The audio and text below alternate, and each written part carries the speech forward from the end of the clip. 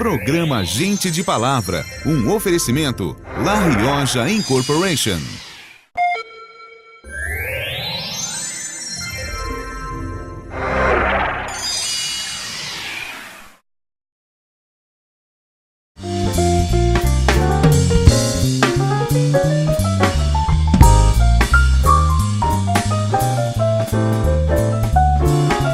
Reconheceram essa personalidade? Figuraça. Fácil, eu vou dar uma dica para vocês vão ver só. Sabe quem é? Médico, um grande médico, grande pessoa e adora tocar saxofone. É ele mesmo, Dr. Fernando Carvalho.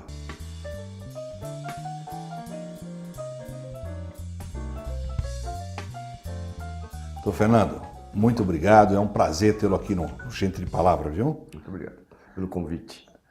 Doutor Fernando, sorocabano? Não, andrense, nasci em Santo André. E veio para cá para estudar ou... Vim com 17 anos para fazer faculdade de medicina. E a infância toda em Santo André? Praticamente inteira, entre Santo André e Santos, que meu pai era de Santos. Então eu passava muitas férias lá em Santos. E a família da minha mãe de Minas, então eu dividia as férias entre Santos e a parte de fazenda, de coisa mineira. Onde foi a maior parte da sua infância? Foi em Santo André. Santo André. Santo André, sem dúvida. Até os 17, né? Nas férias gostava mais de ir para Santos ou de ir para Minas? Estava dividido. Dividido. Entre praia e... porque era ideal, né? As duas coisas, né? E eu gostava sempre gostava muito de fazenda e era mais difícil de ir sem meus avós maternos. Meu pai não era muito de mato, assim, gostava mais de praia mesmo. Então a oportunidade de ir é quando eles viajavam, então eu acabava indo junto com os meus avós. E foi uma fase muito boa. Infância, alguma coisa que marcou na infância? De diversão, acho que foi nota 10. Eu sempre tive... meus pais sempre foram de gostar muito de viajar e praticamente até hoje o investimento deles é viagem. Então ele sempre que podia levava a gente. Então o que marcou muito foram as viagens familiares, que a gente pegava o carro e ia até Fortaleza de carro. Carro? E às vezes, ultimamente a gente um pouco maior, né? Antes de casar e tal, aí com as viagens maiores, né? De avião e tal. Isso aí foi uma coisa que marcou muito a minha infância, pode-se falar. No primário, no antigo ginásio, foi um bom aluno? Fui. Caxias. Muito Caxias. Apesar de me divertir bastante quando não precisava estudar, né? No fim de semana eu sempre fui uma pessoa que estudava bem. Quando você veio para Sorocaba prestar o vestibular, na PUC, que ano você prestou o vestibular? Eu prestei em 1980. Eu entrei aqui em 1981. Quantos anos tinha na ocasião? Eu tinha 17. 17? Entrei com 17 anos você entrou na faculdade de medicina. Isso. Chegou a fazer cursinho ou entrou direto? Entrei direto. Caxias, né? Caxias, Gostava de estudar, né? Gostava de estudar. Entrou direto na PUC. Naquela época era dificílimo, né? Era uma das melhores faculdades. A PUC ainda né? Nesse tempo, a gente não tinha tanta faculdade de medicina como tem hoje, né? E a PUC Esses era 30 muito rigoroso, né? Era uma boa faculdade. Eu tinha entrado em outras que na época estavam razoáveis, que era do ABC, de Santos e Bragança, Mogi, e eu optei por vir para Sorocaba. Sentiu muita diferença quando saiu de Santo André e veio para Sorocaba? Naquela época, cidade bem menor, uma cidade com mais costumes de interior, né? Sentiu essa diferença? Eu senti bastante, porque eu vim... Sem vida noturna, sem bons restaurantes. Naquela época tinha um restaurante e uma churrascaria só, né? E hoje, por exemplo, é uma coisa que nem se compara com há 30 anos, 32 anos atrás. Melhorou muito Sorocaba. Muito, muito. Então, quando eu vim, eu fiquei numa pensão, na pensão São Paulo, até arranjar uma república. Então, eu ficava sozinho lá, realmente foi uma barra. Com 17 anos, você mudar para uma cidade desconhecida, não ter parente nenhum, né? E todo final de semana você ia embora para Santo André ou não? Nem todo, porque eu não tinha carro, né? Então, tinha que estudar, eu acabava pegando o cometão, depois eu pegava o trem até Santo André. E isso eu fiz vários anos. Depois que eu ganhei uma Brasília, que eu passei a vir para cá. Uma delícia. E esse período seu, essa época curricular aí de faculdade, foi bem também ou encontrou uma certa dificuldade? Não, no começo a gente tem um baque, né? Quando sai da facilidade de um colegial, que é fácil tirar nota e tal, você chega na faculdade, me lembro até hoje que a primeira eram 100 alunos, Teve uma primeira prova que saiu a nota, a primeira de todas foi de biologia. E eu fui o único 10 na classe. Tirou Pá, 10. só que escuta só. A segunda prova foi de histologia, eu tirei 2,5. Então acabou com a minha graça, né? Então, realmente o primeiro e o segundo ano foram mais difíceis, até adaptar a vida fora de casa e tal. Acabei indo para uma república com pessoas que eu convivo até hoje. E morei gostoso. O pessoal da sua república, vocês têm amizade até hoje? Até hoje, o Dr. Caniello, por exemplo, é um deles, que morou comigo o tempo inteiro, o Dr. Antônio Carlos Rodrigues, que é pediatra. Ambos ficaram 6 anos comigo praticamente na faculdade, na mesma república. Eu fiquei sempre na mesma república. Então foi muito prazeroso. Foi ótimo. E essa época, solteiro ainda, essa época? Solteiro. Eu casei em 88. Você se formou em que ano? Em 86. 86. Aí fez residência, 2 anos? Fiz 3 anos, que eu fiz clínica e depois nefrologia, tudo aqui. Acabei conhecendo a minha esposa durante esse período de residência. Na faculdade? Não foi na faculdade, nem foi na residência. Que ela veio de Curitiba, ela fez Federal de Curitiba e veio fazer residência de pediatria aqui no tempo que era unificado o INAMPS com servidor estadual, municipal, INAMPS e PUC. E ela acabou entrando aqui, a gente se encontrou e ela acabou ficando aqui em Sorocaba comigo. Voltando um pouquinho, essa época de república, os estudantes de medicina, nessa época, as repúblicas aqui, não eram bem vistas pela sociedade. Era meio complicado. Até porque tinha aquelas peruadas, aquelas coisas todas. Chegou a participar ou não? A minha república, excepcionalmente, era no edifício Santa Clara, para ter uma noção, não tinha nada a ver com aquele agito. A gente conseguiu, por muita sorte, acho que era a única república da época. Apartamento ali. E a gente era bem calmo. Então a gente quando queria fazer alguma coisa, a gente ia até a bagunça. Então no nosso prédio não podia ter essa bagunça. Então a nossa república realmente era quieta. Mas boas recordações da época de faculdade, maravilhosa, né? Durante a faculdade eu fui... logo no primeiro ano já entrei na parte de direção artística do ShowMed. Do ShowMed. E eu fui 6 anos diretor artístico, ensaiando com o pessoal e tal. Entrei na bateria da faculdade, fui para tudo quanto é intermédio que você pode imaginar. Então realmente aproveitei muito a faculdade. E nessa época, já tocava algum instrumento ou não? Eu tocava a parte de percussão lá, da repinique, da bateria e tocava saxofone. Naquela época eu já tocava com alguma dificuldade, porque o instrumento era ruim que eu tinha. Mas depois a gente foi melhorando um pouquinho e durante a faculdade eu consegui evoluir um pouco também na música.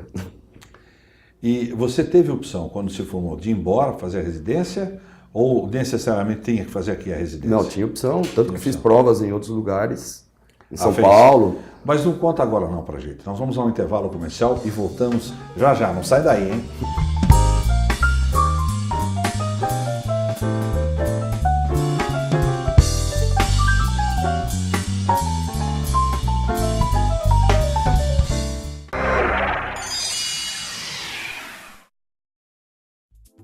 Bidu Casa e Acabamento, uma loja que oferece uma variedade de produtos para o acabamento da sua construção, permitindo a criação de ambientes que vão do clássico ao contemporâneo, a qualidade do atendimento e novas soluções e surpreendem seus clientes com um toque de produtos, a pronta entrega e frete grátis a Sorocaba, Votorantim e Araçoiaba. Bidu Casa e Acabamento, um conceito diferente em loja de revestimento. Reconhecida pela qualidade na administração, implantação de loteamentos e pela excelência junto aos parceiros e clientes, a Construtora Bolina Engenharia se destaca a cada ano pelos seus empreendimentos no setor imobiliário, urbanístico, de saneamento e ambiental, além de gerenciar e administrar obras civis. Com mais de 28 anos de experiência no mercado, a Construtora Bolina Engenharia contribuiu para o lançamento de aproximadamente 19 mil lotes distribuídos em empreendimentos de sucesso em toda a região. Bolina Engenharia, garantia de qualidade em seus projetos e satisfação de seus clientes. Estamos de volta com Gente de Palavra no seu canal 23 da NET Local TV, o seu canal, a sua cidade. O nosso entrevistado de hoje, Dr. Fernando Carvalho. Fernandinho, conta pra gente. Você teve outras opções e fez exames em outras cidades. Quais foram? que foi em São Paulo, né? Eu fiz em servidor, estadual, municipal, fiz em Santos, basicamente esses daí que eu queria mesmo. Mas como eu tinha feito a residência aqui, eu já tinha alguma coisa já meio acertada para continuar com o grupo da residência, eu acabei optando por fazer a residência aqui, porque eu estava com intenção já naquela época de não voltar para o ABC. E nessa época você já namorava a sua esposa? Sim. Sim. E ela vindo de Curitiba também gostou, por sua causa, acabou ficando aqui? Ou porque por gostou? Um contexto, né? A cidade do... nos acolheu muito bem, 2 forasteiros, né? E a gente sempre Pelo teve contrário, 2 pessoas extremamente queridas por sua casa. Obrigado. Mas a gente teve um acolhimento perfeito, tanto na sociedade como no próprio meio médico. Durante a faculdade, eu me empenhei muito em fazer tudo direitinho, eu acabei sendo conhecido pelo Dr. Saul, no caso, e acabando a residência, quase antes de acabar, eu já tinha um convite para começar a trabalhar no consultório dele. E aí foi aí que eu comecei. Né? E sua esposa já tinha se colocado? E ela em outros locais, na pediatria ela estava colocada em outros lugares, e a gente optou por ficar em Sorocaba, porque era uma cidade calma. E eu sempre sonhei e sempre achei que era interessante, mesmo sendo médico, poder voltar para almoçar em casa, para jantar em casa, tal coisa. Sorocaba te permitia isso? Até hoje eu consigo fazer, e em São Paulo, que eu fiquei algum tempo em São Paulo depois, era impossível. Então, esse foi um dos motivos que foi um dos grandes motivos. E um dos grandes motivos foi justamente depois da residência, eu ter ido para São Paulo e vivido lá um tempo bom, no Dante Pazanese, fiquei uns 2 anos e pouco, trabalhando como nefrologista mesmo, e sentia a barra de morar em São Paulo, o negócio, né, não me agradou muito. Casou-se em que ano? 88. Quantos filhos? 2 filhos. Atualmente, o Rodrigo e Leonardo, 2 meninos. 2 meninos, um de 20 e um de 23. Ah, menininho, né? Só 23 e 20, né? 2 homens. 2 já, homens. Né? Algum seguiu o caminho da medicina? Nenhum. O primeiro já se formou ano passado em engenharia de computação e o segundo está fazendo engenharia mecatrônica. 2 engenheiros. Nenhum sabia de seguir o caminho do pai e da mãe. Os dois acho que viram muita gente trabalhar, né? Não, mas é isso mesmo, né? É complicado. O médico é uma dedicação total, não tem horário, né? Talvez a convivência deles com o pai e com a mãe, principalmente sua esposa pediatra, né? Isso. Não tem muito horário, né? Não, e outra, a gente não tem nenhum parente em Sorocaba, então era a gente e os filhos. Então, essa ausência realmente foi notada por eles, e fim de semana, férias, e a gente acabou... Com certeza alguma coisa disso pesou na decisão deles de ter um horário normal de trabalho, de segunda a sexta. Porque é difícil, né? Doutor Fernando, depois voltando de São Paulo e optando por ficar aqui mesmo, o senhor teve uma atuação durante um período muito intensa na Unimed, né? Sim, em 96 eu entrei, foi o primeiro mandato como conselheiro de administração, e fiquei até ano passado, ou seja, 4 mandatos de 4 anos. 16 anos? 16 anos eu fiquei na Unimed. Qual era a sua função? No começo eu era assessor da diretoria e do conselho de administração.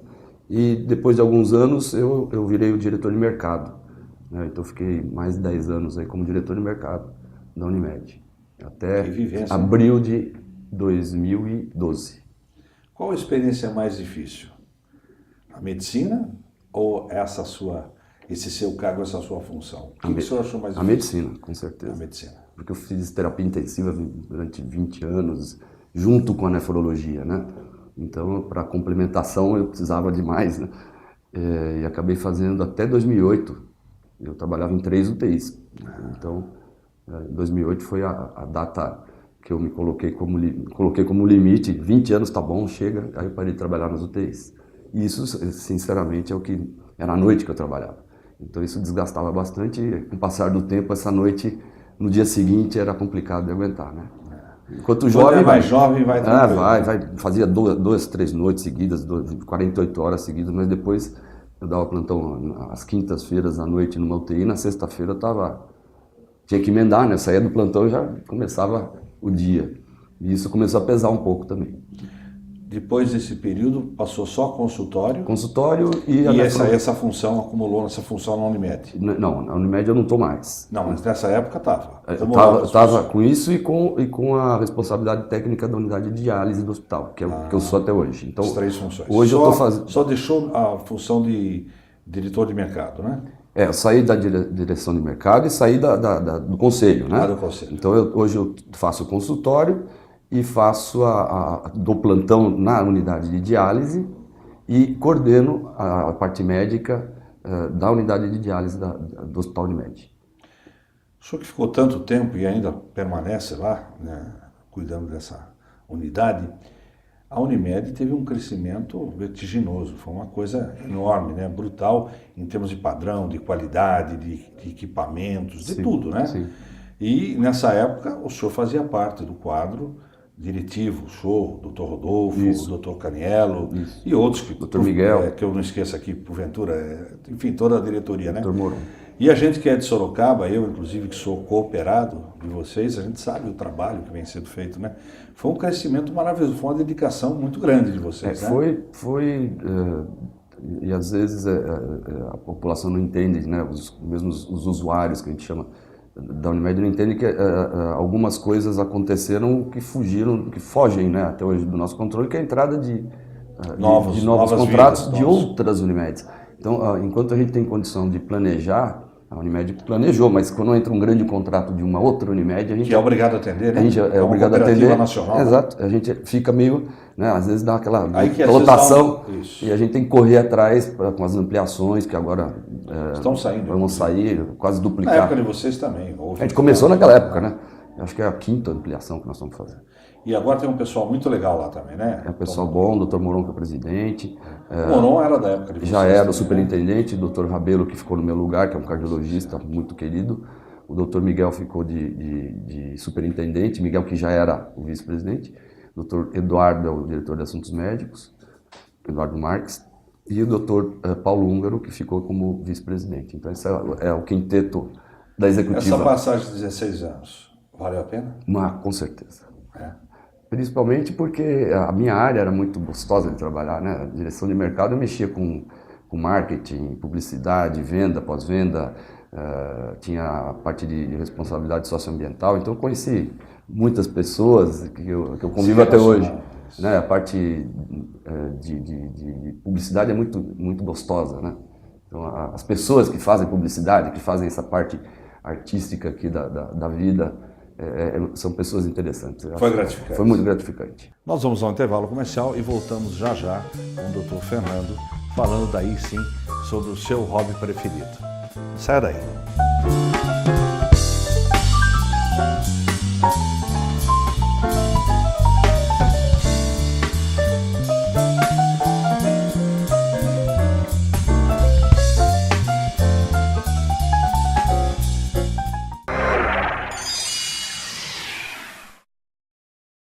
Para nós da La Rioja, há somente uma regra: trabalhar. Trabalhar sempre, trabalhar com vontade, com dedicação, com seriedade e credibilidade. E o mais importante, pensando em você, do pedreiro ao diretor, do engenheiro ao encanador, trabalhamos pensando no seu conforto, na tranquilidade e no bem-estar da sua família. É para você ter o lar dos seus sonhos que trabalhamos. Afinal, nosso negócio é esse: ver você feliz. Céu Azul Terraplanagem e Pavimentadora. Máquinas e equipamentos de última geração e mão de obra qualificada que garantem serviços com extrema qualidade e precisão, sempre com muita segurança e agilidade. Serviços de guias e sarjetas, redes de água e esgoto, conservação e manutenção de rodovias, loteamentos, infraestrutura, pavimentação e terraplanagem em geral. Na Céu Azul Terraplanagem e Pavimentadora, o cliente pode escolher pelo serviço por empreitada ou por período, transformando projetos em grandes empreendimentos. A preocupação com o meio ambiente está no foco dos projetos do Grupo Céu Azul, sempre respeitando a legislação visando proteger a natureza. Grandes obras da cidade e de toda a região já contam com a marca Céu Azul Terraplanagem e Pavimentadora. Conheça mais em céuazulterraplanagem.com.br ou ligue para 2101-3446. No açougue Rei das Carnes, você encontra uma linha completa de carnes com cortes exclusivos e selecionados e um permanente controle de qualidade, como a utilização de embalagens de acondicionamento a vácuo que garante o sabor esperado de um bom churrasco ou daquela receita especial. Além de contar com uma variedade de produtos, o Rei das Carnes possui um espaço gourmet com carnes especialmente selecionadas a gosto do cliente. Rei das Carnes, Mercadão Campolim, box 1415, telefone 3346-3396.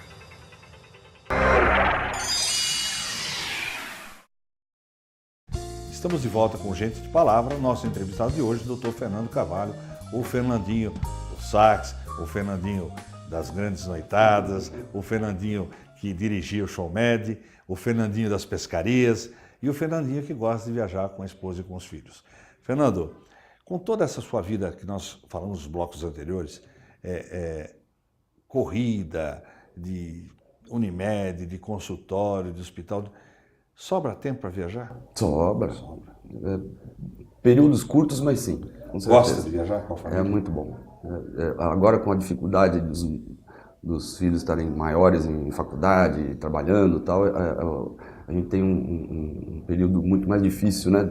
Conseguir, por exemplo, 10 dias com eles é complicado, mas todo ano a gente tem conseguido, pelo menos 10 dias aí, dar uma viajadinha em família. E aquela pescaria? Ainda gosta de uma pescaria? Sim, vira e mexe. Acha um tempinho no ano para fazer Também dá para dar uma escapadinha com os amigos aí da pescaria. Esse ano eu já tenho uma programação aí para Barcelos. Barcelos, lá em outubro.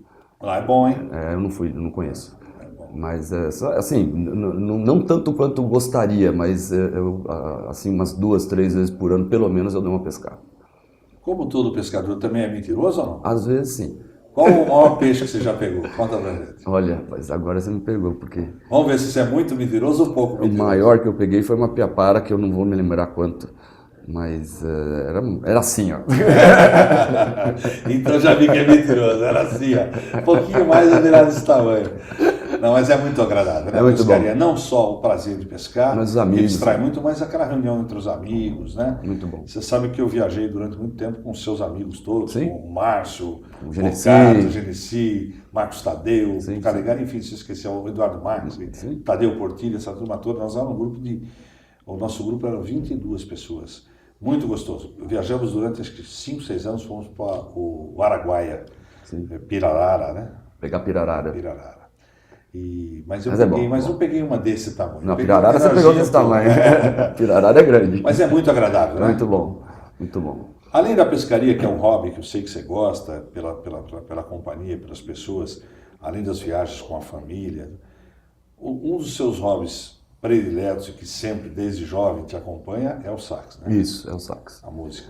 De ouvido, doutor Fernando? Ou partitura, ou estudou? Infelizmente de ouvido, porque se eu tivesse estudado, talvez eu tivesse um pouco melhor. Não, felizmente. De ouvido é bem... Quais instrumentos que toca? A flauta, o sax? Eu comecei a tocar mesmo música aos 7 de idade, piano clássico. 7 anos de idade? Dos 7 aos 14 eu toquei piano.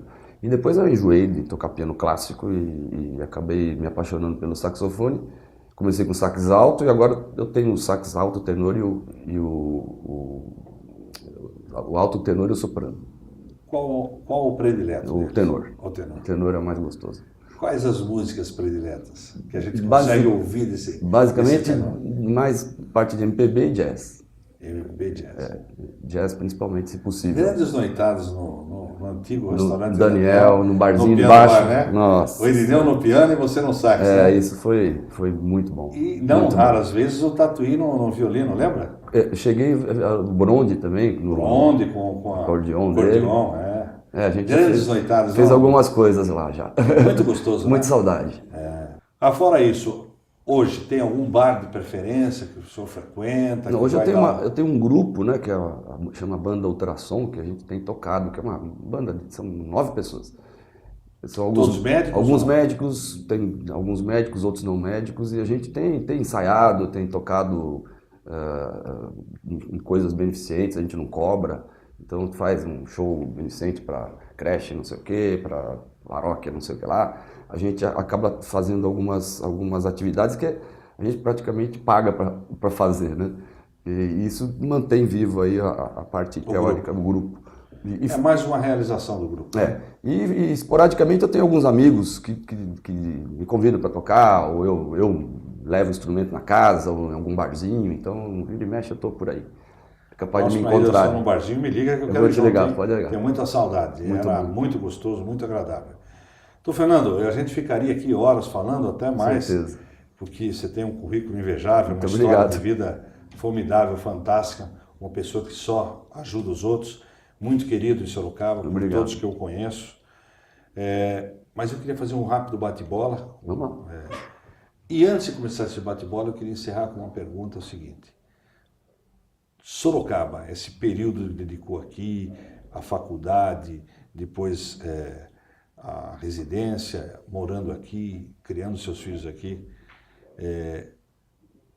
vale a pena? Sorocaba é uma cidade que hoje atende todas as suas necessidades, suas e da família? Sim, eu acho que Sorocaba é a minha cidade. Hoje eu não troco Sorocaba por nada. E acho que eu cresci com ela quando vim para cá, tinha 200 e poucos mil, 280 mil habitantes. Já gostei, sem ter tantas atrações e opções, né? E hoje a parte cultural, gastronômica, de entretenimento está maravilhosa e eu não tenho por que sair daqui de forma alguma. Valeu a pena? Valeu a pena e vai continuar valendo, se Deus quiser. Então agora nós vamos fazer uma bate-bola com o sorocabano por opção. Doutor Fernando, vamos lá? Vamos lá. Doutor Fernando, em poucas palavras, família. Objetivo de vida. Sucesso. Acho que profissional e social, pelo menos. Momento inesquecível. As viagens com a minha família. Um ídolo. Meu pai. Uma música. As Time Goes By. Uma viagem. Uma viagem para Ushuaia de navio, antes da Guerra das Malvinas, quando eu era bem pequeno. Um sonho. Continuar podendo fazer tudo que eu faço hoje. Quem é Dr. Fernando Carvalho? Acho que um sorocabano naturalizado, muito feliz com a sua família e com seus amigos, e que ainda acho que tem muito a fornecer para a cidade e para as pessoas que eu conheço. Acho que é o Fernando que gosta de música, gosta de bagunça, mas também trabalha, né? Então acho que vale a pena. Este é Fernando Carvalho Silva. Gente de palavra. Tão bonito quanto a cara do meu filho. Tempo, tempo, tempo, tempo. Vou te fazer um pedido. Tempo, tempo, tempo, tempo.